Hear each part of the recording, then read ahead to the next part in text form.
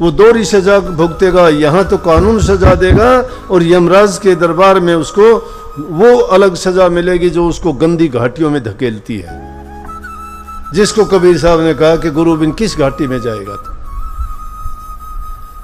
और ऐसा करने वाले कितने लोगों ने सुख भोगते हैं, उनकी जिंदगी या तो जेलों में कटती है या उनको फांसी हो जाती है, वो कोठी बंगले धन दौलत कोई और ही बरतता है। हमने देखा भाई भाई का झगड़ा, एक भाई दूसरे भाई को मार देता है, किस लिए मार दिया कि उसकी जमीन मुझे मिल जाए, घर मुझे मिल जाए, सब कुछ उजड़ जाता है, कोई नहीं बचता।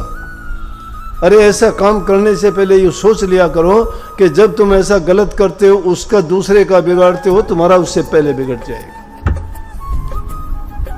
सब कुछ तुम अपना बर्बाद कर रहे हो, ये ना सोचो।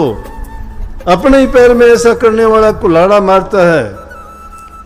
इसीलिए संतों ने कही परमात्मा की मौज रजा और उसकी आज्ञा में रहो। हम तो अपनी चतुराई दिखाते हैं, किसी को कोई आदमी अच्छा नहीं लगता, किसी को कोई बहू अच्छी नहीं लगती, किसी को लड़की को उसका घरवाला अच्छा नहीं लगता कि मेरी शादी इससे क्यों कर दी, मैं इससे चाहती नहीं थी, मैं उससे चाहती थी।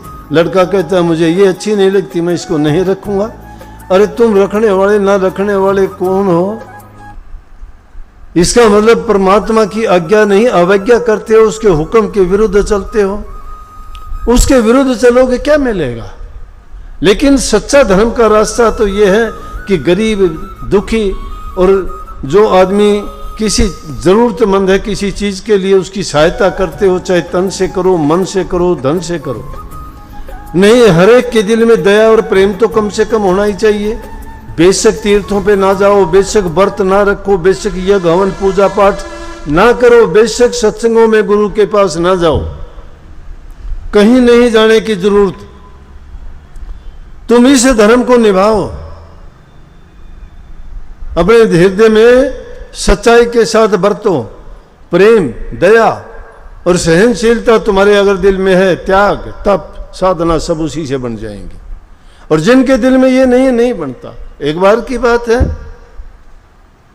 अपने मुसलमान लोगों में ये बड़ी बात मानते हैं। जैसे हिंदू लोग, कोई गंगा सागर जाता है, कोई त्रिवेणी में स्नान करके आता है, कोई हरिद्वार में जाता है, कोई और कितने तीर्थों की कमी नहीं है, कहीं कहीं जाते हैं, कोई काशी जी, कोई कहीं, कोई कृष्णा, कावेरी, गंगा, गोदावरी, कोई यमुना, सब में स्नान करके कहते हम पवित्र हो। लेकिन ये हमारी अच्छी बात है कि आस्था है हमारी उन चीज़ों में, वो हमारे पवित्र स्थान हैं।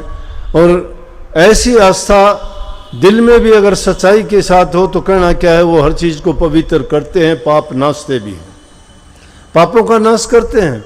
लेकिन वो काम हम करते नहीं, हम तो ऊपर से तो दिखावा तो करते हैं, लेकिन अंदर से हमारे अंदर बदलाव नहीं आता। वही चीज़ें बरतते हैं, बुराई की, छल की, कपट की, धोखे की, लालच की, स्वार्थ की बातें नहीं त्यागते, इसलिए बदलाव नहीं आता हम में। नहीं तो इतने आदमी बैठे हुए हो, मैं दावे के साथ कह सकता हूं, तुम संकल्प लेके सारे सच्चे हो जाओ, अगले साल न देखोगे तो यहां तो इससे 4 गुना जगह में भी इंसान नहीं समाएंगे। लेकिन बात क्या है, तुम तो अपने घर वालों को ही नहीं संभाल सकते, घर वालों से ही तुम्हारा द्वेष है।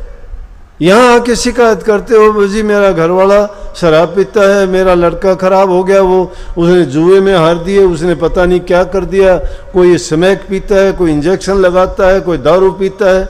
इन चीज़ों में जिंदगी बर्बाद हो रही है। धर्म का वास्ता कहाँ रह गया? कैसे सुधरेंगे ये जीव? क्या उनको हम ज्ञान ध्यान की बात बताएं कि तुम ये करो वो करो? किस चीज़ का ध्यान करेंगे? वो तो ध्यान कर रहे हैं, पहले कोई नशे का ध्यान